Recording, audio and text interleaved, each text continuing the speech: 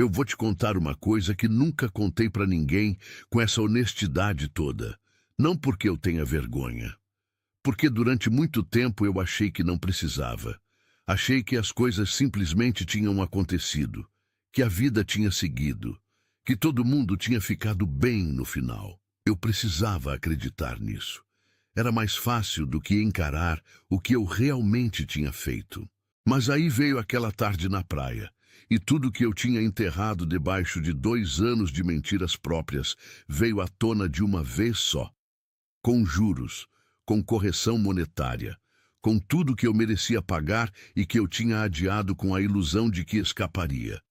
Não escapei, então deixa eu começar do começo de verdade, não da versão que eu contei para os amigos, não da versão que eu repeti tanto que quase acreditei. A versão real, a que dói. Eu me casei com a Luciana quando os dois ainda éramos jovens o suficiente para achar que amor era sinônimo de futuro garantido. Ela tinha 22 anos. Eu tinha 31. A gente se conheceu na faculdade. Ela estava terminando a graduação, eu já trabalhava, já tinha um salário, já tinha aprendido a me vestir bem e a falar com confiança. Ela era bonita, do jeito que algumas mulheres são bonitas, sem saber, sem esforço, sem performance, sem precisar de plateia. Cabelos castanhos, um sorriso que chegava antes do rosto, um jeito de olhar para o mundo que me fez pensar na época que eu queria que ela olhasse assim para mim para sempre. E ela olhou. Por anos ela olhou. O casamento foi simples. A família dela não tinha muito dinheiro, a minha tinha um pouco mais e a gente dividiu o que dava. Mesa posta, buffet razoável, amigos de faculdade, parentes que a gente só vê em casamento e enterro. Mas tinha uma coisa naquele casamento que eu nunca esqueci.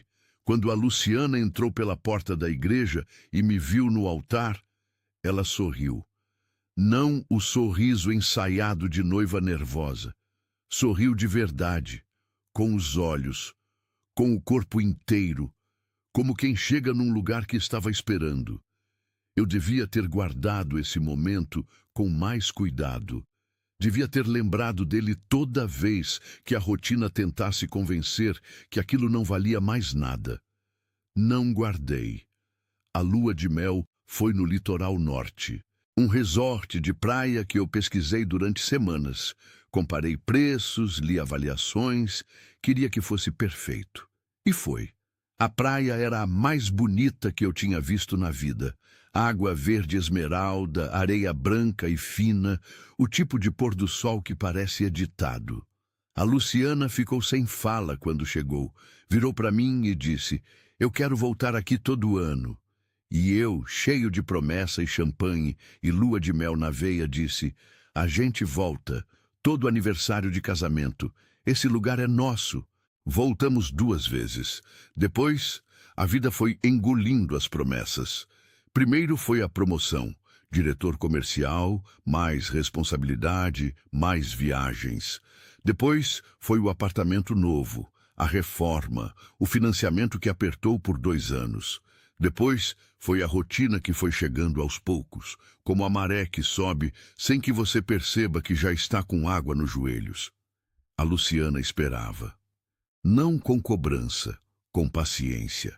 Às vezes dizia, a gente podia tirar uma semana, né? E eu dizia, semana que vem tá mais tranquilo. Semana que vem nunca chegou. E eu fui deixando a mulher que me esperava sozinha em casa, enquanto eu trabalhava, viajava, e gradualmente fui achando que aquilo era o normal do casamento. Que todo casal virava isso.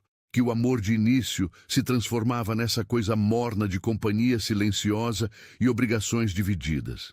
Eu estava errado. Mas eu precisava de alguém que me dissesse isso de um jeito que eu não conseguia ignorar. Raquel foi esse alguém, só que do jeito errado. Ela entrou na empresa como coordenadora de marketing. 30 anos, esperta, articulada, com a energia de quem ainda quer provar tudo para todo mundo. O tipo de mulher que entra numa sala e muda o centro de gravidade dela. A gente começou a trabalhar junto num projeto. Reuniões, apresentações, viagens de negócios. E foi ali, naquele espaço que não era o apartamento, que não era a rotina, que não era o silêncio do casal que parou de se perguntar como o outro estava, que eu comecei a me sentir vivo de um jeito que eu tinha esquecido. Eu sei como isso soa. Pode acreditar que eu sei. A traição não começou num dia específico. Começou em olhares que duraram um segundo a mais, em conversas que iam além do trabalho, em mensagens tarde da noite que eu justificava para mim mesmo como assunto de projeto. O agente tem uma capacidade absurda de mentir para si mesmo quando quer muito acreditar numa mentira. Foram 2 anos assim. 2 anos de celular virado para baixo na mesa de jantar, de cheiro diferente que eu explicava com academia ou jantar com cliente, de viagens para reunião em Curitiba que eram fins de semana com Raquel em Campos do Jordão, em pousadas discretas onde ninguém me conhecia. 2 anos de olhar para Luciana de noite, ela dormindo de lado, e não sentir o peso do que eu estava fazendo. Porque quando a gente quer não sentir, a gente não sente. A gente anestesia. Até que a anestesia acabou. A Luciana descobriu por acidente uma reserva de hotel que apareceu no extrato do cartão. Ela não foi procurar, encontrou. E quando me confrontou, ela estava calma. Isso foi o que mais me assustou. Eu esperava choro, grito, escândalo. Ela sentou na cadeira da cozinha, pôs o extrato na mesa, me olhou e disse, me conta. E eu contei. Não sei se foi culpa, cansaço ou covardia. Provavelmente os 3. Disse que tinha me apaixonado, que não foi planejado, que eu queria ser honesto agora. Como se a honestidade de 2 minutos pudesse apagar 2 anos de mentira. Ela ouviu tudo, sem interromper. E quando eu terminei, ela disse apenas, honesto? Depois de 2 anos mentindo? Não tinha resposta para isso. Não tem resposta para isso. Disse que queria o divórcio. Ela não tentou me segurar. Não implorou. Não prometeu mudar. Não pediu uma chance. Não fez nada do que eu, no fundo e de forma covarde, talvez esperasse que ela fizesse. Porque seria mais fácil me sentir perseguido do que me sentir culpado.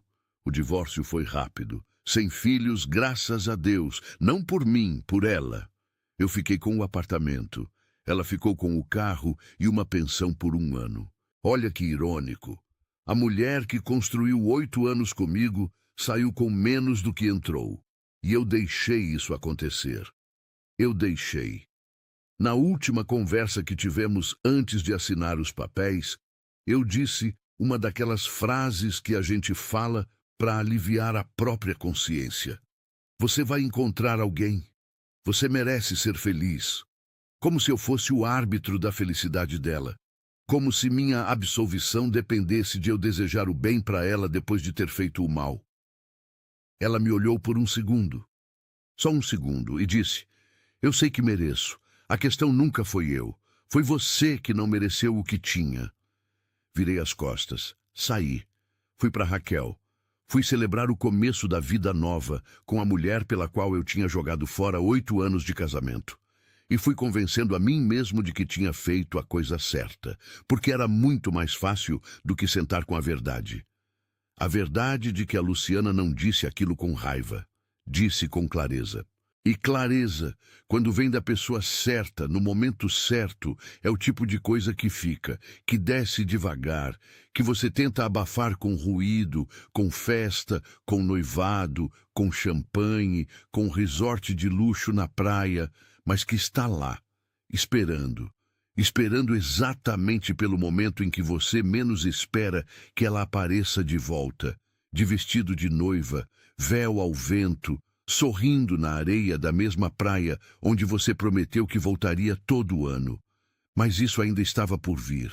Naquele momento, eu ainda achava que tinha ganho. Eu vou te contar como é acordar numa cama que de repente tem espaço demais. Não é saudade, não é dor aguda, não é aquele tipo de sofrimento que você vê em filme, a pessoa caindo de joelhos no chão, a chuva batendo na janela, a música triste crescendo aos poucos. Não é assim. É mais silencioso do que isso. É você estender o braço de madrugada por puro hábito, tocar o lençol do lado e perceber que está frio, que estava frio faz tempo, que talvez estivesse frio muito antes de ela ir embora e você simplesmente não tinha parado para notar. A Luciana saiu do apartamento numa terça-feira. Eu estava no trabalho. Ela tinha pedido para eu não estar lá. Não por drama, porque ela me conhecia bem o suficiente para saber que a presença dela, arrumando as próprias coisas, enquanto eu assistia, seria ruim para nós dois. Então ela foi durante o dia, levou o que era dela. E quando eu voltei à noite, o apartamento estava diferente, sem que nada tivesse mudado de lugar. As coisas dela tinham saído, mas o espaço que elas ocupavam continuava lá, como marca d'água. Eu sentei no sofá e fiquei olhando para as paredes por não sei quanto tempo. Não foi arrependimento. Isso eu preciso ser honesto contigo. Não foi arrependimento naquele momento. Foi estranheza. A sensação de quem trocou de cidade e ainda procura o botão do elevador no lugar errado. O corpo lembrando de uma rotina que a cabeça tinha decidido abandonar. Raquel ligou às 8 da noite. Como você tá? Eu disse que estava bem. Fui até a cozinha, abri o vinho que estava na geladeira, servi um copo que eu não terminei e passei a noite com a televisão ligada sem assistir nada. Dormindo mal. Acordando no meio da noite, estendendo o braço por hábito, mas eu tinha escolhido aquilo. Então eu ficava quieto com o que tinha escolhido. A Luciana, por outro lado, foi para um apartamento menor, no bairro vizinho. Eu fiquei sabendo por amigos em comum. Não porque ela contou, porque ela nunca fez de mim assunto de conversa, que é uma elegância que eu não merecia e que ela tinha de sobra. Terceiro andar, sem elevador, sala e quarto, janela que dava para uma rua movimentada. Saiu do apartamento de 2 quartos, varanda, garagem dupla, que a gente tinha montado junto ao longo de anos, e foi para 45 metros quadrados, por minha causa. Esses primeiros meses dela, eu não via, mas ouvia. Porque São Paulo é grande e ao mesmo tempo pequena demais quando você tem amigos em comum que não sabem guardar segredo. E o que eu ouvia não era o que eu esperava ouvir. Eu esperava ouvir que ela estava mal, que estava chorando, que estava pedindo notícias. Não vou fingir que não havia uma parte pequena e horrível de mim que precisava que ela estivesse sofrendo. Porque se ela sofresse, seria a prova de que o que eu tinha jogado fora valia alguma coisa. Mas ela não estava mal. Ou melhor, estava. Mas não do jeito que eu imaginava. A Tati, melhor amiga dela desde a faculdade, foi a primeira a aparecer. Aquela mulher é um furacão de afeto. O tipo que não pergunta se você precisa de ajuda, simplesmente chega com comida, abre o armário, olha o que você tem e diz o que você vai fazer nos próximos dias. A Tati colocou a Luciana na academia na 2ª semana. Marcou terapia na 3ª. Aparecia todo fim de semana com alguma coisa nova. Uma exposição, um restaurante diferente, um parque. Qualquer coisa que tirasse a Luciana do apartamento antes que o apartamento virasse desculpa. E a Luciana foi. Não com entusiasmo de início, eu imagino. Mas foi. A terapia foi onde ela começou a descascar o que estava debaixo da dor. E o que estava debaixo da dor não era saudade de mim. Era saudade de quem ela tinha sido antes de mim. Isso foi o que ela disse numa conversa muito mais tarde, quando a gente se encontrou por acidente e já era tarde demais para qualquer coisa menos do que honestidade. Ela disse: "Os primeiros meses eu não sentia falta de você. Eu sentia falta de mim, da pessoa que eu era antes de abrir mão de tudo que eu gostava, para caber na vida que você queria."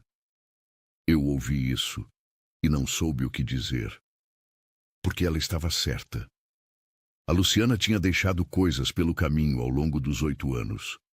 Não por pressão explícita minha, nunca proibi nada, nunca dei ultimato, mas existe uma pressão que não vem de palavra nenhuma, vem do desinteresse, do bocejo disfarçado, do "você ainda vai sair para isso", dito com o tom de quem acha que o tempo da outra pessoa não vale muito. Eu não proibi nada.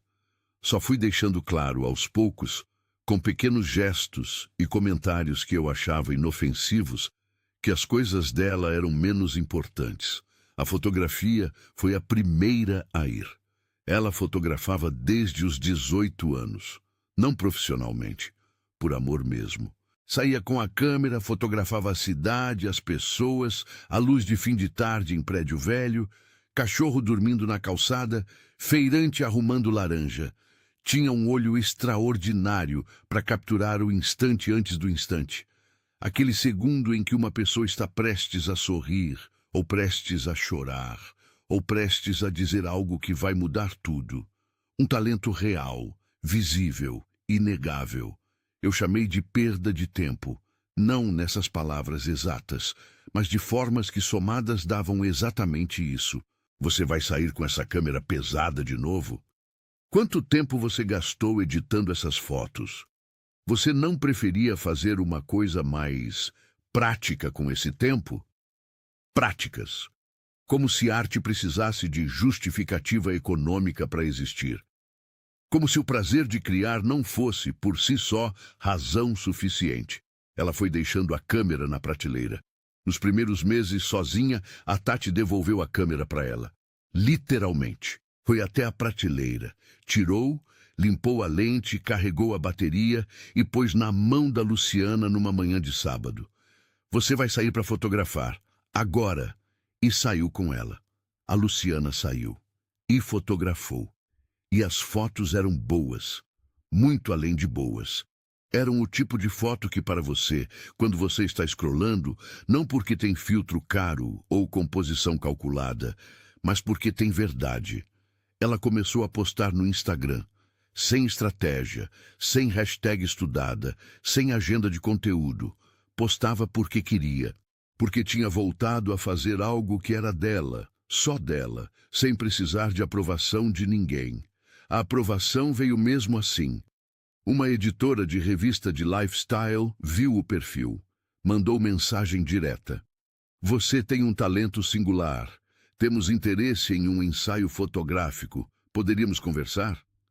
A Luciana achou que era golpe. Mostrou para Tati. A Tati disse, responde agora. Ela respondeu, não era golpe. Em 6 meses a Luciana era fotógrafa profissional.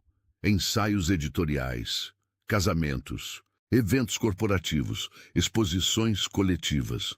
O dinheiro entrou, mais que a pensão que eu pagava, muito antes do prazo que a pensão terminaria.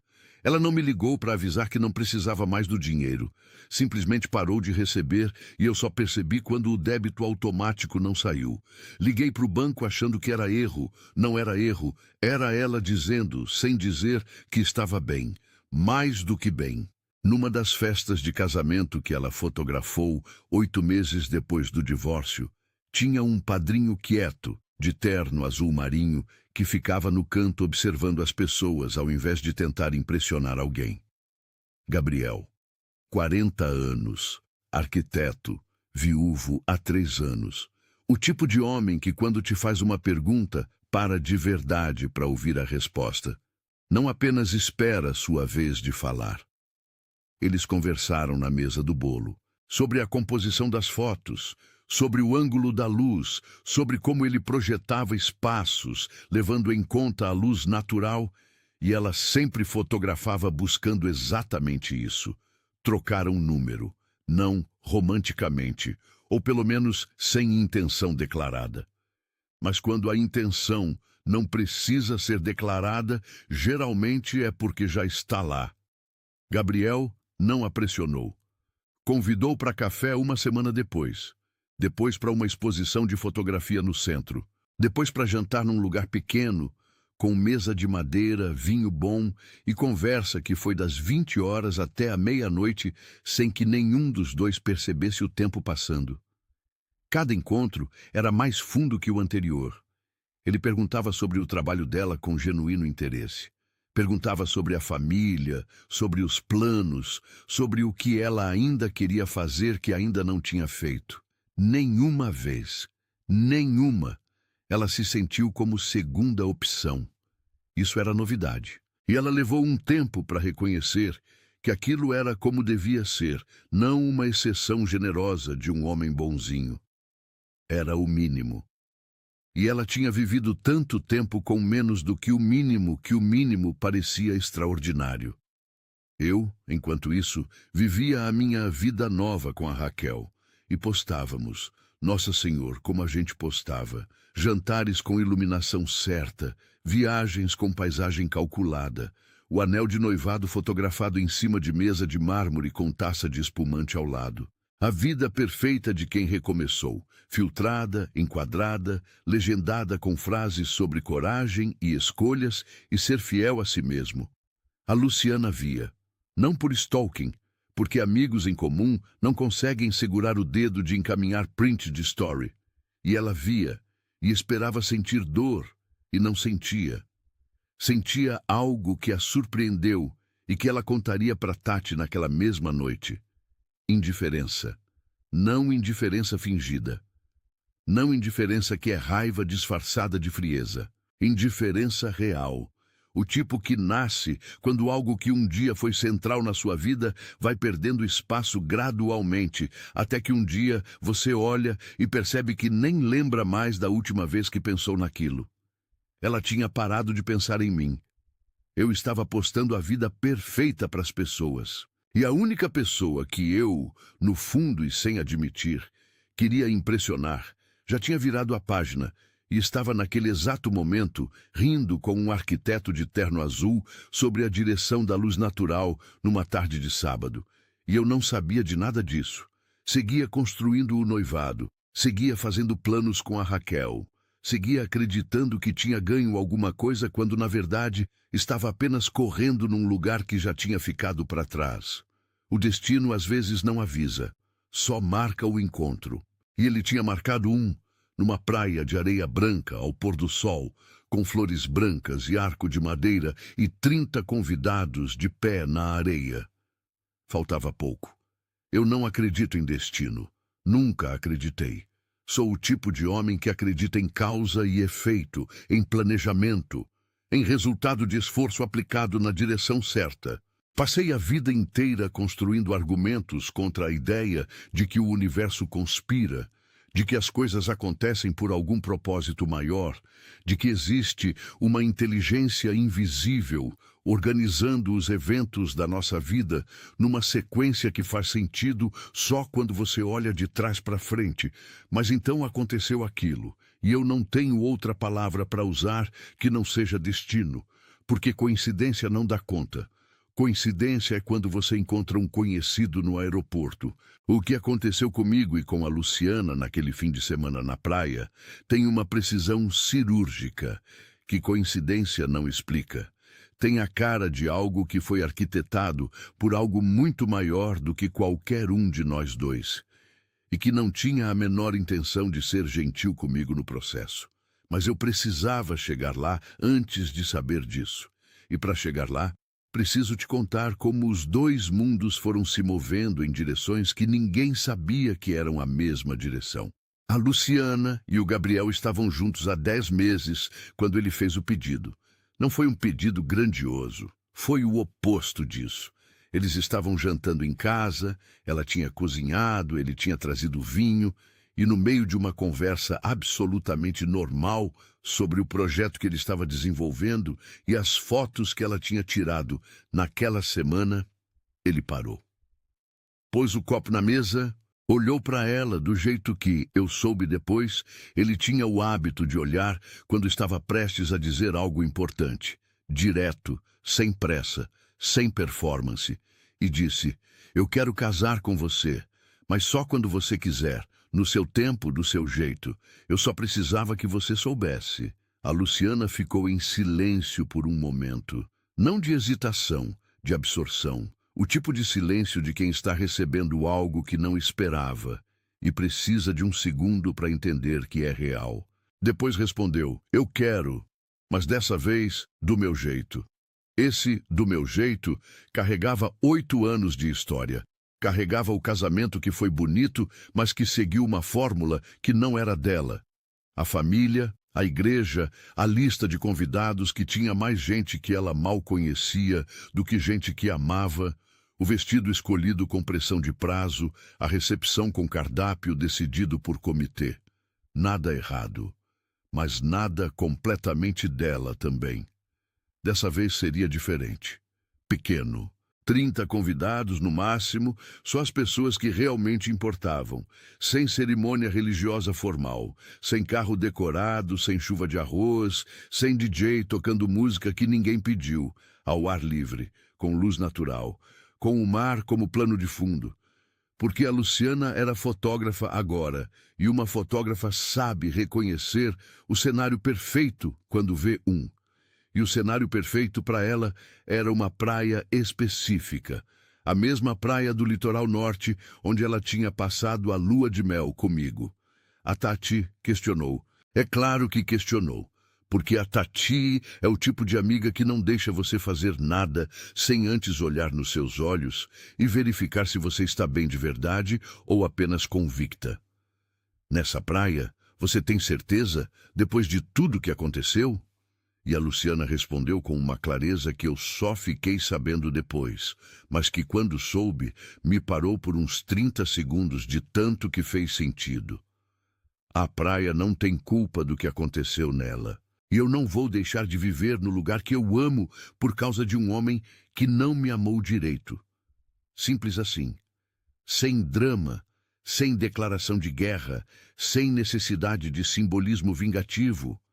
Ela simplesmente se recusou a deixar uma memória ruim roubar um lugar bonito da sua vida. Isso é um tipo de coragem que eu levei muito tempo para entender. Porque é mais fácil evitar o lugar, trocar de rota, escolher outra praia, outra cidade, outro país se for preciso, do que voltar e substituir a memória ruim por uma boa. Evitar é simples. Voltar exige que você tenha feito as pazes com o que aconteceu lá. E a Luciana tinha feito. Eu não tinha. Mas eu nem sabia que precisava. O casamento foi marcado para um sábado. Pôr do sol. Cerimônia às 17 horas. Arco de madeira com flores brancas, cadeiras de vime na areia, um músico só com violão. O resort do litoral norte confirmou disponibilidade. O mesmo resort da lua de mel, porque era o melhor da região, porque ficava pertinho da praia perfeita, porque a Luciana não via motivo nenhum para escolher outro. Agora, me deixa te contar o que estava acontecendo do outro lado dessa história, do meu lado. Eu e a Raquel tínhamos noivado há 4 meses. O pedido foi no jantar, no restaurante mais caro que eu consigo nomear, anel numa caixinha de veludo, a coisa toda. Ela chorou. Eu me senti bem, postamos 400 curtidas na primeira hora. Aquele tipo de validação que te faz achar por alguns dias que está no caminho certo. Só que o noivado foi esfriando. Não de repente. Aos poucos, do jeito que as coisas esfiam quando estão com defeito de origem, mas você continua usando porque o concerto parece trabalhoso demais. Ela queria data. Eu adiava. Ela queria planejamento. Eu dizia, ainda tem tempo. E ia adiando com a mesma habilidade que eu tinha adiado as viagens de aniversário com a Luciana. Só que dessa vez era uma data de casamento, não uma promessa de férias. Mas isso estava ficando para depois. O que eu estava fazendo no começo daquele mês era planejar uma viagem para comemorar o noivado. Uma viagem especial, de resort, de praia, de champanhe e pôr do sol e tudo que viagem de casal rico em crise silenciosa precisa ter para parecer que não está em crise. Comecei a pesquisar resorts no litoral. Li avaliações, comparei preços e estrutura e avaliação de serviço. E o resort que apareceu no topo de cada lista era o mesmo de sempre, o melhor da região, o que tinha a melhor praia, nota máxima em todas as plataformas de avaliação, o mesmo resort onde eu tinha ficado na lua de mel com a Luciana. Eu hesitei por exatamente 45 segundos. Depois reservei. Suíte de luxo. Entrada na sexta-feira, saída no domingo. O pacote com champanhe no quarto e jantar na varanda incluso. Porque eu queria que fosse especial. Porque eu achei que um lugar especial consertaria o que estava ficando opaco entre a gente. Porque eu sempre acreditei que o cenário certo resolve o que a substância não tem. Não resolvia, nunca resolveu. Mas eu ainda não sabia disso. Confirmei a reserva. Mandei para Raquel. Ela respondeu com um coração. Eu coloquei no calendário, sábado e domingo no litoral. Sem saber, sem ter como saber, que naquele mesmo sábado, às 17 horas, a 200 metros da janela da nossa suíte de luxo, estaria acontecendo uma cerimônia de casamento com arco de madeira, flores brancas e 30 convidados de pé na areia. O destino tem um senso de humor que eu chamaria de cruel, se não fosse tão preciso. Nós chegamos na sexta-feira à tarde. Check-in tranquilo.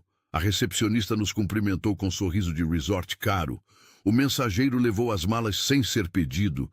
A suíte era exatamente o que eu tinha reservado. Vista para o mar, banheira de imersão, aquela cama enorme com um lençol de algodão egípcio que você só encontra em lugar que cobra caro para você não pensar no quanto está pagando. A Raquel ficou animada quando entrou. Abriu a porta da varanda, colocou o rosto no vento marinho, respirou fundo. Que lugar lindo! Eu abri o champanhe que estava no balde de gelo.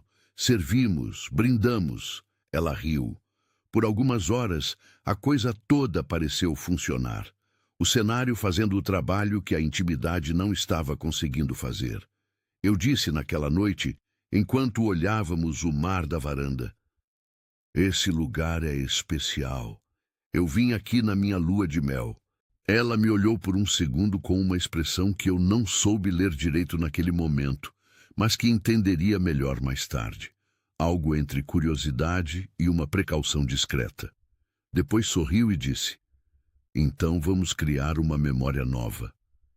E eu concordei, e brinquei, e fingi que o passado era só passado, e que a memória nova estava sendo criada ali, naquela varanda, com aquele espumante. A Luciana chegou no sábado de manhã. Eu não sabia. Ela não sabia. O resort não cruzou os nomes. Por que cruzaria? Eram reservas diferentes, sobrenomes diferentes, a vida de duas pessoas que legalmente já não tinham nada a ver uma com a outra há quase 2 anos. Ela chegou com o Gabriel, com a Tati, com os detalhes de última hora do casamento. O arco já estava sendo montado na ponta da praia desde as 8 da manhã. As flores chegaram num carrinho refrigerado, rosas brancas e eucalipto, nada excessivo, mas suficiente para transformar um pedaço de areia numa cerimônia. As cadeiras foram alinhadas. O músico ensaiou. Os convidados foram chegando. Às 15 horas, Luciana estava no quarto se preparando. Cabelos castanhos presos num arranjo simples. Vestido de renda branca, justo sem ser exagerado, com uma discreta cauda curta que levantava com o vento. Véu leve. Descalça, porque na areia sapato não faz sentido, e a Luciana sempre soube o que faz sentido. Às 16 horas e 50 minutos, ela estava pronta. Eu, 200 metros adiante, estava na varanda do resort com a segunda taça de champanhe do dia, olhando o mar, achando que estava numa viagem de noivado tranquila num resort de luxo. O mar estava do mesmo verde. O céu estava do mesmo azul que vira dourado daqui a pouco. A areia estava quente e branca, e o vento chegava com cheiro de sal e maresia. Era o mesmo pôr do sol de sempre naquela praia. A mesma praia de sempre. Só que naquela tarde, a mesma praia estava prestes a conter 2 histórias ao mesmo tempo. E essas 2 histórias estavam a cada minuto, a cada passo, se aproximando do ponto em que não seria mais possível ignorar que estavam no mesmo lugar. A Raquel colocou o chapéu de palha, o vestido floral que tinha trazido especialmente para a viagem, e disse, vamos caminhar na praia antes do jantar? Eu disse que sim. Descemos, tiramos os sapatos na entrada da areia. Ela na frente, eu atrás, as taças de champanhe nas mãos. O sol estava baixo, jogando luz laranja e dourada sobre tudo, daquele jeito que faz qualquer praia parecer um cartão postal. Caminhamos. O som do violão chegou antes das imagens. Suave, limpo, cortando o barulho das ondas. Depois vieram as vozes baixas dos convidados. Depois, à medida que nos aproximávamos pela linha da areia, o arco de madeira apareceu no horizonte. As flores brancas, as cadeiras alinhadas, as pessoas de pé. A Raquel apontou. Olha, tem um casamento ali na frente, que lindo! Eu olhei. E no mesmo instante em que os meus olhos alcançaram a cerimônia, a noiva virou o rosto por um segundo. O vento puxando o véu para um lado, o perfil exposto pela fração de segundo que foi suficiente.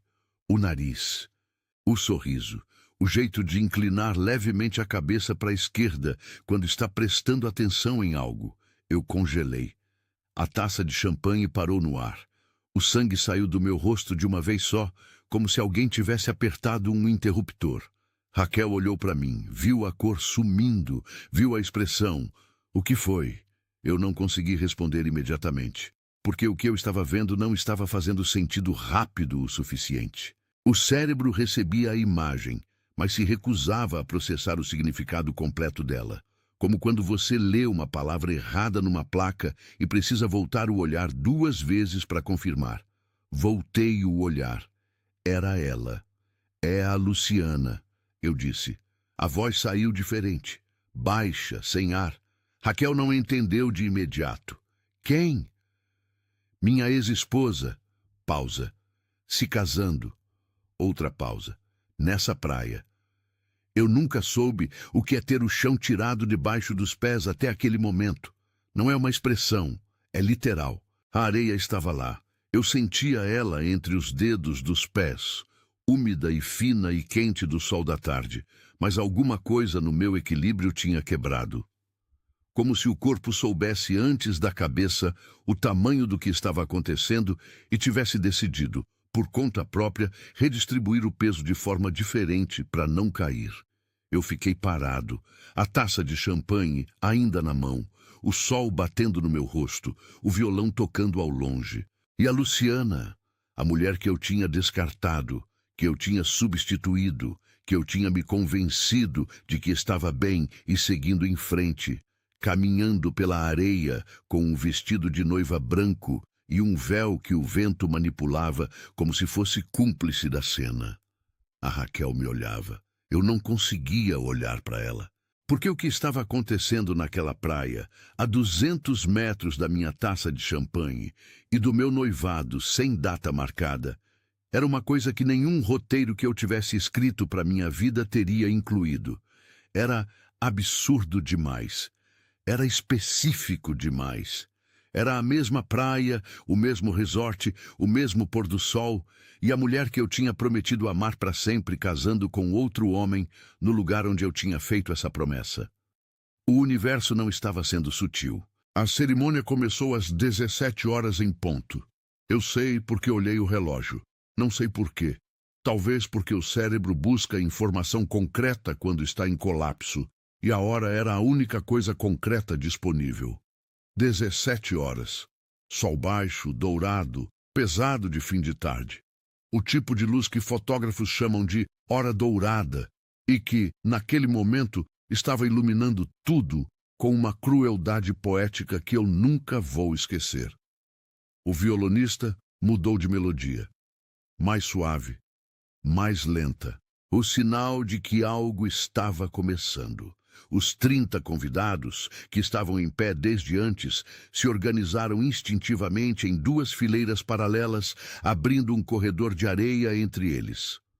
O Gabriel apareceu no arco, de smoking azul marinho, sem gravata, o colarinho levemente aberto, descalço como todo mundo.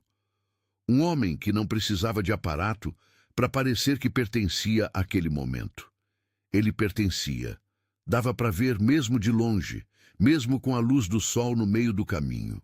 Ele ficou de frente para o mar, respirou fundo, Esperou, e então a Luciana apareceu. Do meu ângulo, ela surgiu pela lateral, saindo de trás de um anteparo de tecido linho cor de areia que a equipe tinha montado discretamente como ponto de partida do cortejo. Apareceu devagar. Primeiro os pés descalços na areia, depois o vestido, branco, de renda fina, justo no corpo sem ser exagerado, com uma cauda curta que arrastava levemente pela areia e levantava com o vento.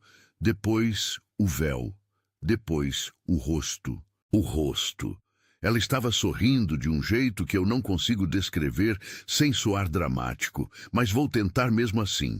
Ela estava sorrindo como alguém que chegou num lugar onde queria estar. Não o sorriso de performance de cerimônia. Não o sorriso nervoso de noiva que está contando os passos para não tropeçar. Era o sorriso de quem sabe, com o corpo inteiro, com cada célula, que está fazendo a coisa certa. Eu tinha visto esse sorriso antes. Na nossa cerimônia, quando ela entrou pela porta da igreja e me viu no altar. Ela tinha sorrido assim, e eu tinha guardado isso num lugar tão fundo que tinha esquecido que existia. Até aquele momento na areia, quando o sorriso voltou, não para mim, mas na direção de outro homem, num outro casamento, numa outra versão da vida dela que eu não estava. O Gabriel a viu e chorou. Não o choro contido de homem tentando segurar. Chorou de verdade, com o queixo tremendo e os olhos cheios, sem se importar que 30 pessoas estavam vendo, sem limpar antes de todo mundo ver. Chorou porque a mulher caminhando em direção a ele na areia era visivelmente a pessoa mais bonita que ele tinha visto na vida. Não pelo vestido, não pelo véu, mas pelo jeito. Pelo jeito que ela caminhava como quem vai por escolha. Os convidados choraram junto. O violonista quase errou a nota. A Raquel ao meu lado disse baixinho, que lindo, genuinamente, porque era, independente de qualquer coisa era. Eu não disse nada, fiquei olhando. E isso foi o problema. Eu fiquei olhando quando eu devia ter virado as costas e ido embora. Mas existe um tipo de paralisação que não é fraqueza nem curiosidade mórbida. É reconhecimento. É o momento em que alguma coisa lá dentro de você identifica algo como verdadeiro e se recusa a deixar você desviar o olho antes de terminar de processar. Eu estava processando. A Luciana chegou ao arco, ficou de frente para o Gabriel. Ele pegou as mãos dela. E mesmo daquela distância, eu podia ver que ele não pegou com pressa, não pegou com nervosismo. Pegou como quem segura algo precioso, com cuidado, com intenção. Os votos começaram. Eu não ouvi as palavras, distância demais, o barulho do mar, o vento, mas via os rostos. Via o Gabriel falando e a Luciana ouvindo com os olhos cheios. Via ela falar e ele sorrindo enquanto ouvia, o tipo de sorriso de quem está recebendo algo que queria muito e que não sabia bem que merecia. Via os dois rindo juntos no meio de um voto. Uma frase que devia ter sido engraçada, aquela coisa que os casais fazem de colocar uma piada carinhosa no meio da solenidade para aliviar a tensão e provar que se conhecem de verdade. Eles se conheciam de verdade. Eu sei como se parece quando duas pessoas se conhecem de verdade. Tinha visto uma vez antes. No meu próprio casamento, quando a Luciana e eu ainda éramos isso. Duas pessoas que se conheciam de verdade. Antes de eu me perder na rotina e no trabalho, e na Raquel, e em tudo que achei que era mais importante. A Raquel me tocou no braço, suave. Enzo, virei o rosto para ela. Ela estava me olhando com uma expressão que eu nunca tinha visto nela. Não raiva, não ciúme. Era algo mais complicado. Era a expressão de uma mulher que está vendo algo que confirma uma suspeita que ela tinha, mas não queria ter. Você tá bem? Perguntou. Tô, eu disse. Mentira. Mas o tipo de mentira que você diz não para enganar o outro, para adiar o momento em que vai ter que ser honesto, com ela e principalmente consigo mesmo. Na praia, os votos terminaram. O juiz de paz fez a pergunta ritual. Gabriel respondeu. Luciana respondeu. As alianças foram trocadas.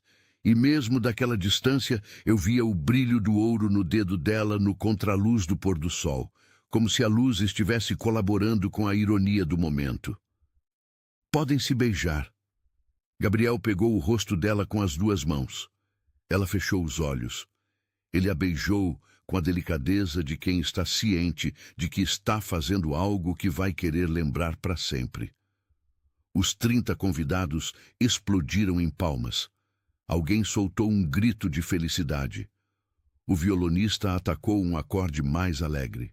E o pôr do sol, aquele pôr do sol que eu tinha visto naquela praia antes, que eu tinha prometido ver todo ano com outra pessoa, derramou ouro sobre tudo, sobre o arco, sobre as flores brancas, sobre os dois de mãos dadas, sobre a areia, sobre o mar, sobre tudo que eu tinha perdido e que estava acontecendo ali sem mim. A foto era perfeita e eu estava do lado de fora dela. A Raquel puxou meu braço com mais firmeza dessa vez. Enzo, vamos embora. Eu não me movi, não por teimosia, não por masoquismo, mas porque existia algo acontecendo dentro de mim que precisava de mais um segundo, mais um minuto, mais algum tempo que eu não sabia nomear. Um processo que tinha começado ali na areia e que eu sentia, instintivamente, que se eu virasse as costas antes de terminar, ia carregar incompleto por muito tempo. O que eu estava vendo não era só um casamento, era a prova. A prova de que a frase que a Luciana tinha dito na cozinha, naquela tarde fria de terça-feira, quando assinamos o fim de 8 anos. A questão nunca foi eu, foi você que não mereceu o que tinha. Não era raiva falando, era diagnóstico. Era uma mulher que se conhecia bem o suficiente para saber que o problema nunca tinha sido ela e que, portanto, o problema não ia embora com ela. Ficava comigo. E ficou. E eu estava olhando para as consequências disso na areia de uma praia ao pôr do sol. A Raquel largou meu braço. Não de raiva, de entendimento. Ela era inteligente, sempre foi. Inteligente demais para não entender o que estava acontecendo ali. E inteligente demais para não entender o que aquele momento dizia sobre nós dois. Sobre o noivado. Sobre a viagem que tinha sido planejada para comemorar o noivado. Sobre o champanhe que estava esquentando nas nossas mãos enquanto a gente assistia à cerimônia de casamento da minha ex-esposa a 200 metros. Ela olhou para Luciana. De noiva, de aliança, de mãos dadas com o marido, recebendo abraço dos convidados um por um. Depois olhou para mim, de bermuda e camisa de linho, taça na mão, noivado sem data, parado na areia feito estátua. A comparação não precisou de palavras. Estava ali, visual, brutal, silenciosa. Ela pôs a taça na areia. Ficou de pé. Me olhou uma última vez com uma expressão que eu ainda consigo ver quando fecho os olhos. Não de ódio, o que seria mais fácil de carregar. De algo entre pena e uma lucidez fria que dizia: eu sabia que isso ia acontecer de algum jeito. Não sabia que ia ser assim, mas sabia que ia acontecer. E foi embora pelo caminho que tínhamos vindo. Sozinha, sem me chamar. Eu fiquei. Por quanto tempo não sei dizer. O sol foi descendo. A cerimônia virou recepção. Os convidados se espalharam pela areia, o violonista continuou tocando, alguém descortichou champanhe e o estouro chegou até mim com o vento. A Luciana e o Gabriel estavam no centro daquilo tudo, rindo, abraçando, recebendo, presentes em cada segundo daquele momento como duas pessoas que não estavam em nenhum outro lugar a não ser ali. Presentes. Completamente presentes. Eu não me lembrava da última vez que tinha estado completamente presente em algum lugar. O sol tocou o horizonte, ficou laranja, depois rosa, depois a faixa roxa que precede o escuro. A temperatura caiu 2 graus. A areia foi esfriando sob os meus pés. Eu olhei para minha taça. Estava vazia. Não me lembrava de ter bebido. Virei as costas para a praia. Caminhei de volta para o resort sozinho, descalço na areia fria, com a taça vazia na mão e a sensação pesada, densa inegável de que alguma coisa tinha terminado ali. Não o noivado com a Raquel, embora isso também fosse verdade. Algo mais antigo. A narrativa que eu tinha construído nos últimos 2 anos de que tinha feito a coisa certa, de que a vida nova era melhor, de que a Luciana estava bem e eu estava bem e todo mundo tinha saído ganhando de alguma forma. Essa narrativa tinha terminado na areia, enterrada pelo pôr do sol, testemunhada por ninguém. Subi para o quarto. A Raquel estava sentada na beira da cama, de frente para a janela, olhando o mar que estava ficando escuro. Não tinha ligado a luz. O quarto estava na penumbra do fim do dia. Aquela luz que não é dia nem noite, que não pertence a nenhum dos dois, que existe só naquele intervalo curto em que o mundo está trocando de turno. Eu entrei. Pus a taça na mesa. Fiquei de pé no meio do quarto. Nenhum de nós falou por um tempo longo, e então ela disse, sem virar o rosto, ainda olhando para o mar, "Me conta o que você está sentindo."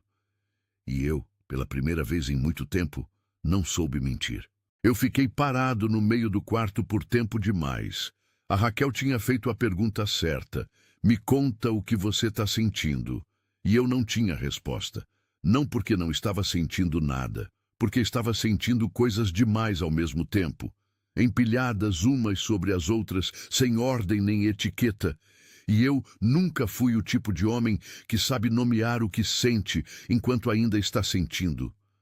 Sempre precisei de distância, de tempo, de dormir e acordar e deixar a poeira assentar antes de conseguir olhar para o que estava debaixo dela. Mas a Raquel não estava pedindo um relatório elaborado.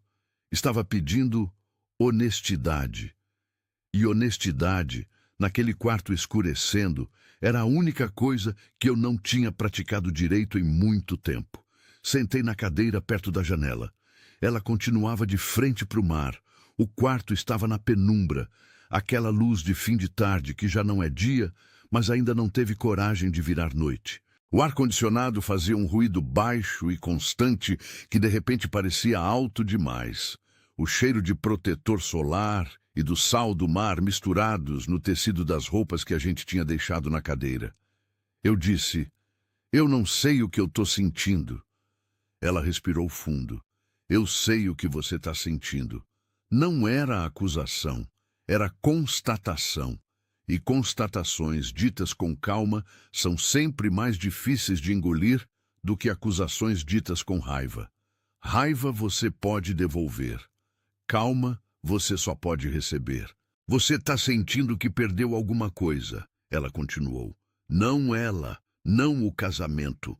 Você está sentindo que perdeu a versão da história onde você saiu no lucro. Você precisava que ela estivesse pior do que você. E ela não tá." Fiquei em silêncio. "Você não tirou os olhos daquela cerimônia, Enzo. Nem quando eu puxei seu braço, nem quando eu larguei. Você ficou parado na areia olhando a ex-esposa se casar com outro homem na praia da lua de mel de vocês, como se alguém tivesse te pregado no chão." "Raquel, não, deixa eu terminar." Ela virou o rosto para mim pela primeira vez desde que eu tinha entrado no quarto. Os olhos dela estavam secos. Ela não tinha chorado, o que de alguma forma era pior. Choro, eu saberia como receber. Aquela clareza toda eu não sabia. Eu larguei tudo por você. Meu emprego anterior, as amizades que se perderam quando a história vazou, a reputação que levei anos construindo. Larguei porque você me disse que era diferente, que o que a gente tinha era real, que o casamento com ela já tinha acabado muito antes de eu aparecer. Era verdade, eu disse, e era, pelo menos em parte. Talvez fosse, mas o que eu vi hoje na praia me mostrou uma coisa que eu já suspeitava faz tempo e que eu ficava convencendo a mim mesma de ignorar. Ela pausou, respirou. Você não me escolheu. Você fugiu dela. E fugir de alguém e escolher outro alguém parecem a mesma coisa por um tempo. Mas só por um tempo. Porque quando a pessoa de quem você fugiu aparece do outro lado, feliz, casando com outro, na mesma praia onde você prometeu que ia amá-la para sempre, Aí fica claro quem você escolheu de verdade, e não fui eu.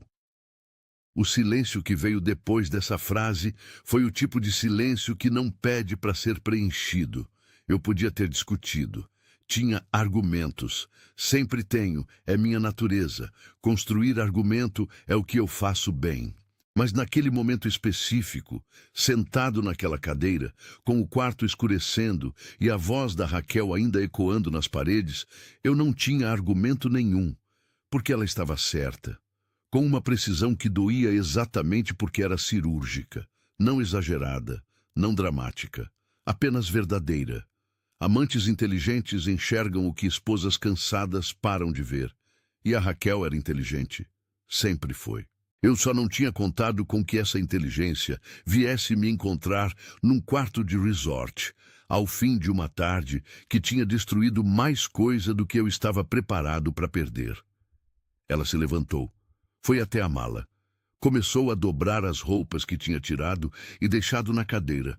O vestido floral, a sandália, o chapéu de palha. Dobrava com cuidado, sem pressa, sem portada de cena. Como quem arruma as próprias coisas porque sabe que vai precisar delas logo. "O que você está fazendo?" Eu perguntei. "Organizando." Pausa. "A gente faz o check-out amanhã cedo." Não foi pergunta, foi comunicado. Naquela noite, dormimos no mesmo quarto sem nos tocar. A cama enorme que tinha parecido luxo na chegada parecia agora grande demais pelo motivo errado. Não porque sobrasse espaço para intimidade, mas porque o espaço entre a gente, no meio daquele colchão, tinha virado distância real, mensurável, do tipo que não some com o amanhecer. Eu fiquei acordado por horas olhando para o teto. Lá fora, a 100 metros, a festa de casamento da Luciana continuava. Eu ouvia a música chegando com o vento, baixa, distante, mas presente. Como uma lembrança que você tenta não ter, mas que fica lá no fundo da consciência, pulsando no ritmo certo para te impedir de dormir. Em algum momento da noite, não sei que horas, ouvi risadas vindas de cima, do andar de cima do resort. Uma risada feminina, cristalina, espontânea, do tipo que não é fabricado para ninguém ouvir. E uma voz masculina respondendo mais baixa, que eu não entendia as palavras, mas que tinha um tom de alguém completamente à vontade com quem estava do lado. Fiquei olhando para o teto. Eram eles. Eu não tinha como saber com certeza, mas sabia. Do jeito que você sabe algumas coisas sem evidência, só pelo peso específico do momento. A Luciana e o Gabriel estavam na varanda do andar de cima, rindo, descalços, provavelmente, de aliança, na primeira noite de casados. E eu estava deitado no andar de baixo, acordado, com a Raquel virada de costas do outro lado da cama, ouvindo a felicidade de outra pessoa atravessar o teto de um resort de luxo que eu tinha reservado para consertar algo que talvez nunca tivesse tido conserto. Na manhã seguinte, a Raquel já estava acordada quando abri os olhos, arrumada, mala fechada, sentada na poltrona com o celular na mão. Me olhou quando eu me levantei, não com raiva, com aquela expressão de quem já processou tudo durante a noite e chegou na margem do outro lado, exausta, mas firme. "Vamos fazer o check-out", ela disse. Fizemos. 1 hora antes do previsto. O recepcionista nos desejou boa viagem com um sorriso de praxe. Eu assinei a conta sem olhar o valor. A mala foi para o porta-malas. O carro saiu do estacionamento do resort. Saímos pela mesma estrada de entrada que tínhamos usado 2 dias antes, quando eu ainda achava que aquela viagem ia resolver alguma coisa. A Raquel foi no banco de trás, não no da frente.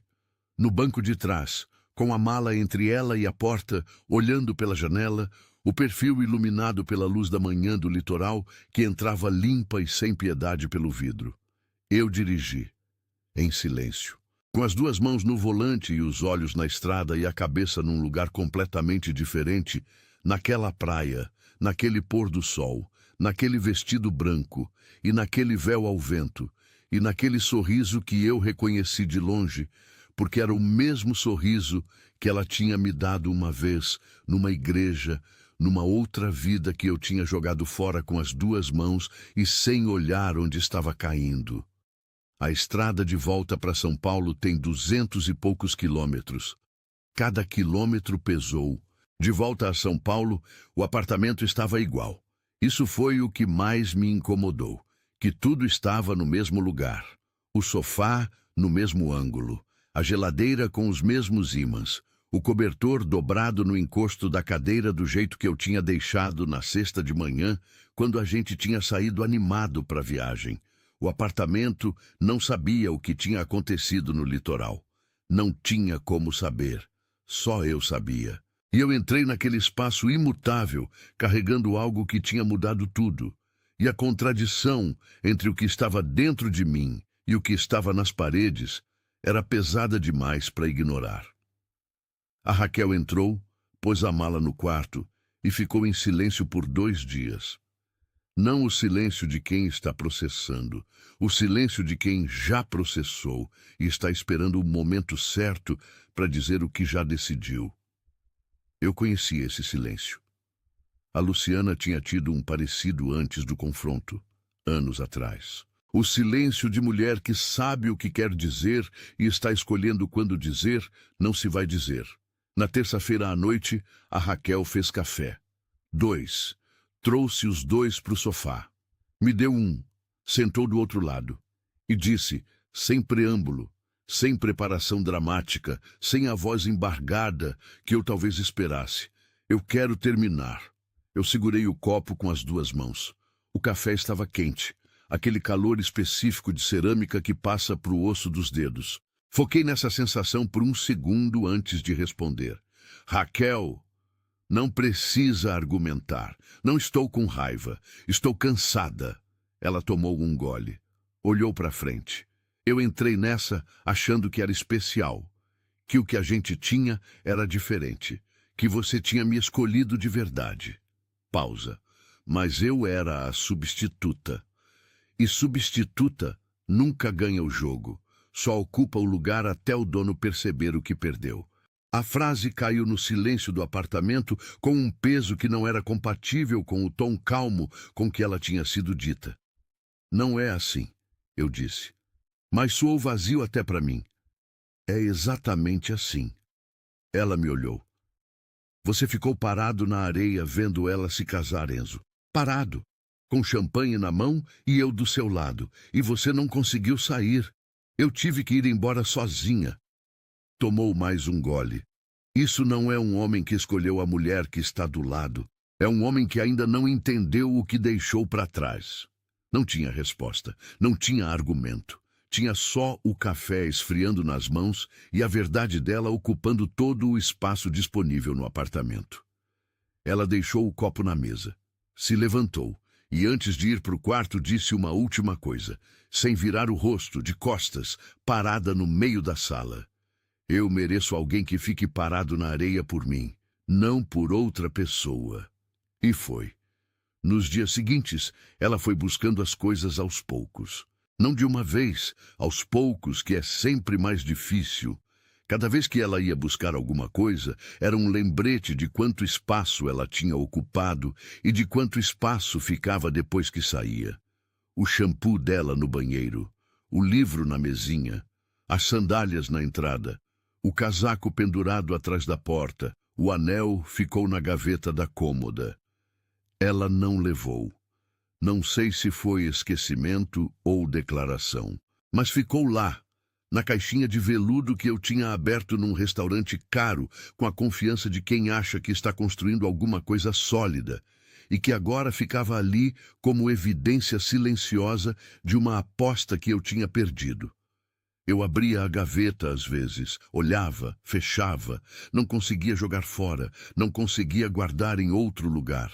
Ficava ali, no lugar errado, como várias coisas na minha vida naquele período. O apartamento voltou a ser silencioso. Só que dessa vez, o silêncio era diferente do silêncio de quando a Luciana tinha saído. Quando a Luciana foi embora, o silêncio tinha cheiro de rotina interrompida, familiar, denso, cheio de memória. Quando a Raquel foi embora, o silêncio tinha cheiro de consequência. Mais limpo, mais frio, o tipo que não convida você a sentar, mas a ficar de pé e pensar no que você fez. Eu fiquei de pé e pensei. Comecei a stalkar o perfil da Luciana. Não com frequência no início, uma vez por semana, talvez. Depois mais. Não sei quando, de vez em quando virou hábito, mas virou. Eu abria o perfil dela no Instagram numa hora qualquer. Às vezes de manhã com o café, às vezes de madrugada quando o sono não vinha, e ficava olhando as fotos. As fotos do casamento tinham sido postadas por convidados. Ela mesma não tinha postado nada no dia, o que eu achei estranho e depois entendi. Ela estava presente demais para ficar com o celular na mão. As fotos dos convidados eram lindas. Ela e o Gabriel de mãos dadas no arco. O véu no vento, o beijo com o pôr do sol atrás, a foto dos dois rindo de algo que só eles sabiam, a mesa da recepção com velas e flores e taças. Cada foto era uma prova de que ela estava mais feliz sem mim do que tinha sido comigo nos últimos anos de casamento. E cada foto doía de um jeito diferente da saudade. Era um tipo de dor mais específico. O tipo que não vem da ausência da pessoa, mas do reconhecimento do que você desperdiçou quando tinha. A saudade dói, porque falta. Isso doía, porque sobrava. Sobrava evidência de que eu tinha tido algo real e tinha trocado por algo que parecia mais fácil. O Matheus me ligou numa quinta-feira. Amigo desde a faculdade, sócio num projeto antigo, o tipo de homem que não liga para saber como você está, a menos que alguém tenha avisado que você não está bem. Alguém tinha avisado. Você está péssimo, ele disse, sem preâmbulo. O que aconteceu? Contei. Tudo. A viagem, o resort, a praia, a cerimônia, a Raquel no banco de trás, o término no sofá com 2 cafés. Ele ouviu sem interromper, que é uma habilidade rara e que eu sempre admirei nele. Quando terminei, ele ficou em silêncio por alguns segundos. Depois disse, e o que você esperava? Que ela ficasse parada esperando você se arrepender? Não esperava nada, eu disse, e era mentira. Esperava sim. Ele não disse com julgamento, disse com o conhecimento de quem me conhece há 20 anos. Você esperava que ela sentisse falta, que sofresse um pouco, que ficasse pela metade de algum jeito que te provasse que o que vocês tiveram valeu. Porque se ela sofresse, significava que você importava. Fiquei em silêncio. Ela sentiu falta, Enzo, e depois parou. E construiu uma vida inteira, porque pessoas que se conhecem de verdade não param no que dói. Usam a dor para andar. Desliguei o telefone depois de mais uns minutos de conversa e fiquei sentado no sofá com o celular na mão e a frase do Matheus ocupando o apartamento inteiro. Pessoas que se conhecem de verdade usam a dor para andar. A Luciana tinha se conhecido na dor que eu tinha causado, tinha se encontrado, tinha andado, tinha chegado numa praia ao pôr do sol de vestido branco e véu ao vento e sorriso de quem sabe que está no lugar certo. E eu tinha causado a dor e ficado parado nela. Abri a gaveta, olhei o anel, fechei. Fui dormir com a luz acesa porque o escuro estava silencioso demais. Meses são uma medida estranha de transformação. A gente fala, meses se passaram, como se o tempo fosse o agente da mudança. Como se o simples fato de o calendário avançar fizesse alguma coisa se mover dentro de você. Não faz. O tempo sozinho não muda ninguém. O tempo só oferece espaço. O que você faz com esse espaço é outra conversa. Eu decidi fazer algo com ele. Não de uma vez. Não numa manhã de domingo, com epifania e plano estruturado. Foi gradual, desorganizado, cheio de recaída e de dias em que eu acordava achando que estava melhor e terminava a noite exatamente no mesmo lugar. Mas foi. E às vezes, ir devagar ainda é ir. A terapia começou por insistência do Matheus. Ele não sugeriu. Marcou a consulta, mandou o endereço, disse o horário. Você vai. Se não gostar, não volta. Mas você vai uma vez. Fui. Não gostei, no sentido de que foi desconfortável, que é exatamente o sinal de que está funcionando. Voltei na semana seguinte, e na seguinte. O terapeuta era um homem de uns 50 e poucos anos, calmo, com o jeito de quem ouviu tanta coisa na vida que nada mais surpreende. Não por indiferença, por capacidade. O tipo de escuta que não julga porque entende que julgamento não cura nada. Nas primeiras sessões eu falei muito e disse pouco. Aquela coisa que a gente faz de encher o espaço com palavras para não ter que chegar no que realmente importa. Ele deixou. Esperou. Na quarta sessão, ele disse uma coisa que ficou. Disse assim, sem drama, como quem observa o clima. Você não perdeu a Luciana. Você largou. E largar é diferente de perder. Quem perde lutou para manter. Quem larga escolheu ir embora. Eu fiquei olhando para ele por um tempo. Isso importa? Perguntei. Importa porque muda o que você carrega. Quem perde carrega luto, quem larga carrega responsabilidade, e responsabilidade tem conserto, luto não. Saí daquela sessão andando mais devagar que o normal. Fui a pé até o carro, o que normalmente eu não faço. Sentei no banco do motorista sem ligar o motor por uns 10 minutos. Deixei aquilo descer. Responsabilidade tem conserto. Não no sentido de voltar atrás, desfazer o que foi feito, recuperar o que foi perdido. Esse conserto não existe e eu estava maduro o suficiente para saber disso. Mas no sentido de parar de se comportar como vítima de uma história onde eu era o autor. De parar de construir narrativa onde eu saía menos culpado do que era, de encarar o que eu tinha feito com clareza, sem anestesia, e decidir que tipo de homem eu queria ser depois disso. Comecei a mudar coisas pequenas. Parei de sair por sair, aqueles jantares de networking que eram mais sobre aparecer do que sobre qualquer coisa real. Comecei a cozinhar, o que nunca tinha feito na vida adulta, com exceção de ovo mexido e macarrão de solteiro. Comprei um livro que ficou na mesinha por 3 semanas antes de eu abrir. E quando abri, não consegui parar. Acordava mais cedo, caminhava, ficava em silêncio de manhã sem ligar televisão ou podcast. Só o silêncio mesmo, que no começo era pesado e desconfortável e que foi, aos poucos, ficando habitável. E fotografava o pôr do sol do apartamento. Isso começou por acidente. Eu estava na varanda com o café numa tarde e o céu estava de um laranja absurdo, o tipo que parece exagerado demais para ser real. E eu peguei o celular sem pensar e tirei uma foto. Olhei. Era uma foto mediana, sem técnica, sem composição intencional. Mas o céu era real. E eu tinha prestado atenção nele pela primeira vez em muito tempo. Comecei a fazer isso todo dia, e toda vez que fotografava, pensava no que eu tinha dito para Luciana quando ela fotografava, que era perda de tempo, que não era prático, que havia coisas mais importantes. E entendia, com a lentidão específica de quem aprende tarde, que não havia nada menos importante do que parar e olhar para o céu quando ele estava assim. Que a beleza das coisas não precisa de justificativa econômica para existir. Que eu tinha passado anos convencendo a mulher que amava de que o que ela fazia não valia nada. E o que eu tinha feito com esse tempo todo que economizei dela não valeu muito mais.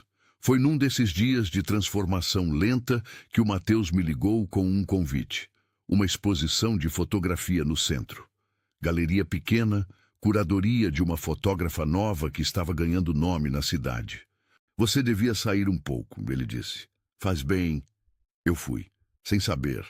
A galeria era branca, iluminada com luz quente, o tipo de espaço que parece maior do que é por causa de como as fotos estão dispostas.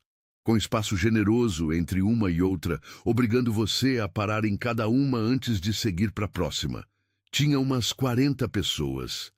Taças de vinho, conversa baixa, o cheiro específico de lugar cultural que mistura papel, tinta e o perfume de gente que se arrumou para sair. Eu peguei uma taça. Comecei a andar.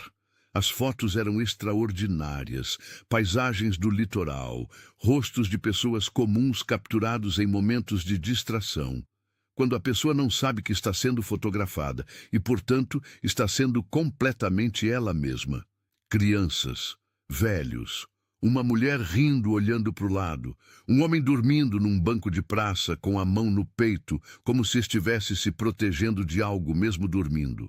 Cada foto tinha uma qualidade específica, capturava o segundo antes do segundo, aquele instante em que algo está prestes a mudar e você congela justamente ali. Eu parei numa foto no fim da galeria. A praia. A mesma praia. Reconheci imediatamente. A forma da linha da costa, a cor específica da água, a areia que era branca daquele jeito particular que só aquela praia tinha. Mas na foto não havia cerimônia, não havia casamento, não havia noiva, nem noivo, nem convidados, nem arco de madeira. Era só o mar, a areia e a luz do pôr do sol derramando ouro sobre tudo, vazia de gente, cheia de presença. Fiquei parado na frente daquela foto por tempo demais, lendo a legenda embaixo. O lugar onde eu chorei, onde eu casei, e onde eu aprendi que a beleza da praia não depende de quem está nela. O coração foi para o estômago. Eu sabia quem tinha tirado aquela foto. Sabia antes de virar o rosto e ver ela do meu lado. Gostou? A voz dela. Aquela voz. Que eu não ouvia há quase 2 anos e que o cérebro guardou com uma fidelidade que me surpreendeu, porque quando ela falou, eu reconheci antes de ver o rosto. Virei devagar. Ela estava de pé a 1 metro de mim, com um copo de água com gás na mão, vestido verde escuro, cabelos soltos, sem mais ou menos maquiagem do que o suficiente para ser ela mesma, de aliança. É a nossa praia, eu disse. Saiu antes de eu pensar. Ela me olhou, sem surpresa, sem desconforto, com uma calma que só existe em quem não tem nada não resolvido com você. Não, é a minha praia, sempre foi. Pausa. Um sorriso pequeno. Mas a foto é boa, né? E eu ri. Pela primeira vez na frente dela, sem máscara, sem performance, sem a armadura de homem que tem que parecer que está bem. Ri de verdade, do absurdo, da precisão, da ironia de tudo que tinha acontecido, culminando naquele momento numa galeria branca com luz quente e uma foto da mesma praia entre nós dois. Eu vi o casamento, eu disse. Na praia. Eu estava lá. Ela não se surpreendeu. Eu sei, alguém me contou depois. Você ficou com raiva? Ela considerou a pergunta com honestidade. Não fingiu que não, não acelerou para me poupar. Pensou de verdade e respondeu. Não, eu nem pensei em você naquele dia. Ficou no ar entre a gente por um momento. E ela completou com gentileza que eu não merecia, mas que era característica dela. É a melhor resposta que eu posso te dar. Eu recebi, sem argumentar, sem tentar transformar em algo diferente do que era. Era encerramento, limpo, real, sem resíduo de mágoa nem de afeto mal resolvido. Era 2 pessoas que tinham sido importantes uma para outra, reconhecendo que aquilo tinha acabado completamente. E que o completo, nesse caso, era a única forma saudável de terminar. Ela foi embora da galeria meia hora depois. Saiu com o Gabriel, que tinha aparecido do outro lado da sala, sem que eu tivesse percebido, e que, quando passou por mim, me cumprimentou com um aceno educado e sem hostilidade, o aceno de quem não precisa marcar território porque não tem insegurança nenhuma sobre o lugar que ocupa. Eu fiquei olhando a foto da praia por mais uns minutos, lendo a legenda de novo, e entendendo finalmente que a Luciana não tinha voltado àquela praia para me provocar. Não tinha casado ali para me dar uma resposta. Tinha feito tudo aquilo por ela, porque aquela praia era dela, sempre foi. E ela simplesmente se recusou a deixar uma memória ruim roubar um lugar bonito da vida dela. Eu tinha muito a aprender com isso, e pela primeira vez estava disposto a aprender. A vida não vira numa noite. Isso eu precisei aprender do jeito mais lento possível. Que transformação real Não tem o timing dramático das histórias que a gente gosta de contar. Não tem o momento exato, a virada clara, o antes e o depois, com uma linha nítida entre os dois. Tem dias ruins dentro de fases boas. Tem recaída no meio do progresso.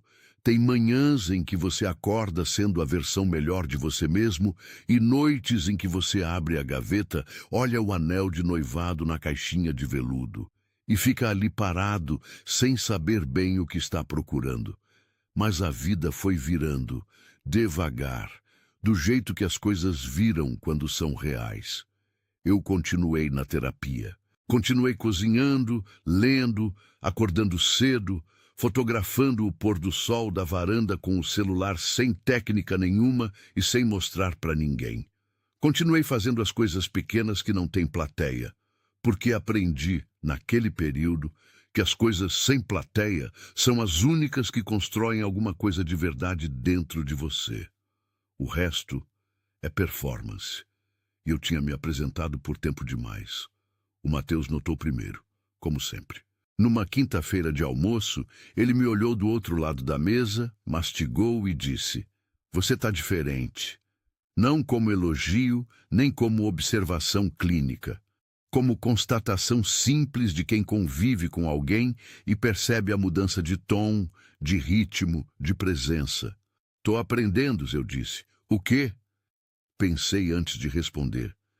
Não a resposta elaborada que eu teria dado 2 anos antes. Aquela resposta construída para soar bem, para impressionar, para fazer o outro achar que você tem mais clareza do que tem.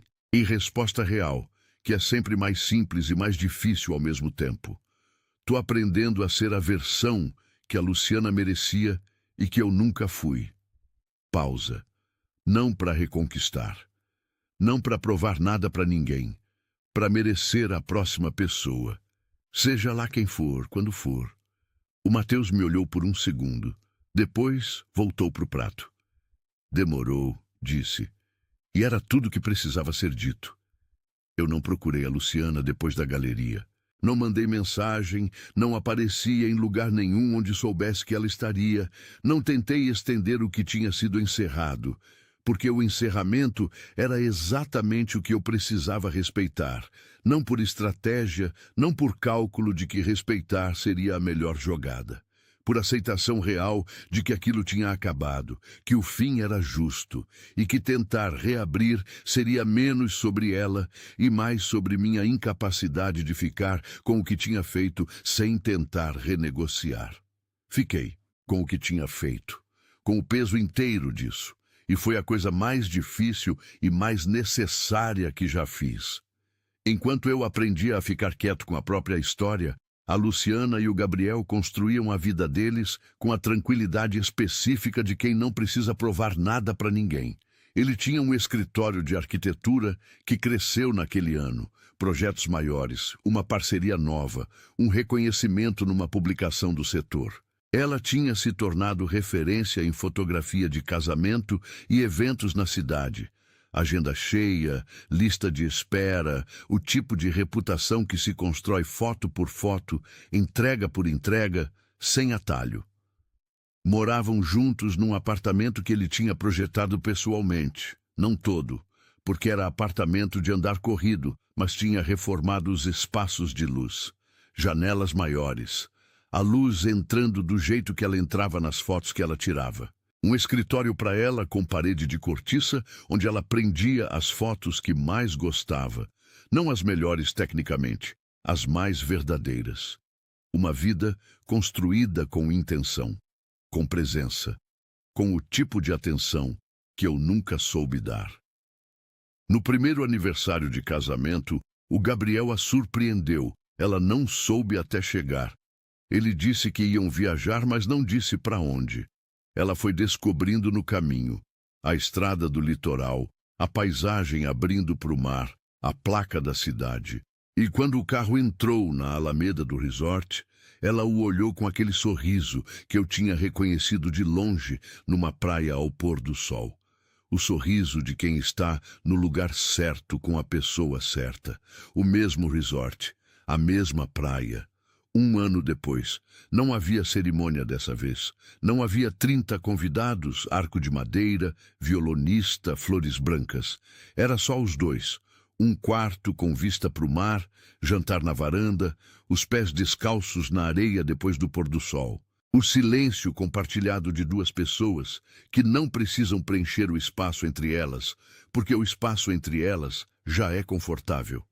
Eles caminharam pela areia tarde da noite, quando a praia estava vazia, e o mar estava calmo, e a lua estava do jeito que a lua fica no litoral, grande, próxima, jogando prata sobre a água. Ela levou a câmera, fotografou o mar, fotografou a lua, fotografou a sombra dos dois, projetada na areia molhada pela maré. O Gabriel olhou uma das fotos no visor da câmera e disse: "Essa vai ficar melhor que a da exposição." Ela olhou. Considerou. "Não, essa é só para mim. Uma foto que ninguém vai ver, que não vai para a galeria, não vai para o Instagram, não vai ser impressa em papel fotográfico e pendurada em parede branca com iluminação quente. Vai ficar no cartão de memória da câmera e na memória real dela, que é onde as coisas mais bonitas ficam, protegidas do olhar de quem não esteve lá para merecê-las. Porque as coisas mais bonitas da vida não são para exibição, são para guardar, para saber que existiram, para ter no peito no dia em que você precisar lembrar que a vida pode ser assim, simples, presente, real, com cheiro de sal e areia fria sob os pés e a pessoa certa do seu lado sem precisar de mais nada. Eu soube de tudo isso por caminhos indiretos, não porque me procuraram para contar, porque São Paulo é pequena quando você tem amigos em comum e porque às vezes o universo faz questão de te atualizar sobre o que você perdeu, não por crueldade, mas porque você precisa saber que o que você jogou fora não desapareceu, floresceu. Em outras mãos, com outro cuidado, floresceu. E eu recebi essa informação como o que era, não punição, não provocação. Informação sobre o que é possível quando alguém é tratado do jeito que merece ser tratado. Na galeria de fotografia, depois que a exposição terminou, a foto da praia ficou pendurada por mais uma semana antes de ser retirada. Eu soube porque passei em frente ao espaço por acaso, uma rua que não era meu caminho habitual, mas que peguei naquele dia sem razão específica. Parei na vitrine, olhei de fora. A galeria estava vazia naquela hora. Luzes apagadas, só um fio de luz do corredor de fundo tocando a parede onde as fotos tinham estado. A maioria já tinha saído, levadas pelos compradores ou devolvidas à fotógrafa. Mas a foto da praia ainda estava lá. Na parede do fundo, sozinha, o retângulo de papel com o pôr do sol dourado capturado naquele instante específico em que a luz era perfeita e a praia estava vazia de gente e cheia de alguma coisa que não tem nome, mas que você reconhece quando vê. E embaixo da foto, adicionada à mão depois da impressão, numa letra que eu reconheci porque tinha lido bilhetes com aquela letra por 8 anos, a legenda que não estava no original. E um dia, a mesma praia que viu o pior dia virou o melhor dia, porque o lugar não muda, quem muda é você. Fiquei parado na calçada por um tempo. O trânsito passava, as pessoas passavam. A cidade seguia no seu ritmo indiferente de cidade grande que não para ninguém. E eu estava parado na frente de uma galeria vazia, olhando uma foto de uma praia com uma frase escrita à mão que era, ao mesmo tempo, a história da Luciana e o diagnóstico da minha. O lugar não muda. Quem muda é você. Ela tinha voltado àquela praia e transformado a memória. Tinha casado no mesmo arco onde eu tinha prometido voltar todo ano e nunca voltei. Tinha feito do lugar que carregava dor um lugar que carregava liberdade. Não porque a praia tinha mudado, porque ela tinha mudado. Por dentro, no lugar onde a mudança real acontece e de onde ninguém pode tirar. Eu ainda estava no processo, mais honesto, mais quieto, mais presente nas coisas pequenas, sem plateia, sem performance, sem o champanhe na mão e o noivado sem data e a narrativa de homem que fez as escolhas certas. Mas estava no processo. E isso, eu aprendi, é o que importa. Não chegar, mas estar andando na direção certa. Tirei o celular do bolso. Fotografei a vitrine da galeria. A foto da praia visível lá atrás, pequena, no fundo escuro do espaço vazio. Olhei a foto que tirei. Era mediana, sem técnica, mal enquadrada. Mas o que estava nela era real. Guardei, não postei. Não mostrei para ninguém, só para mim. E segui.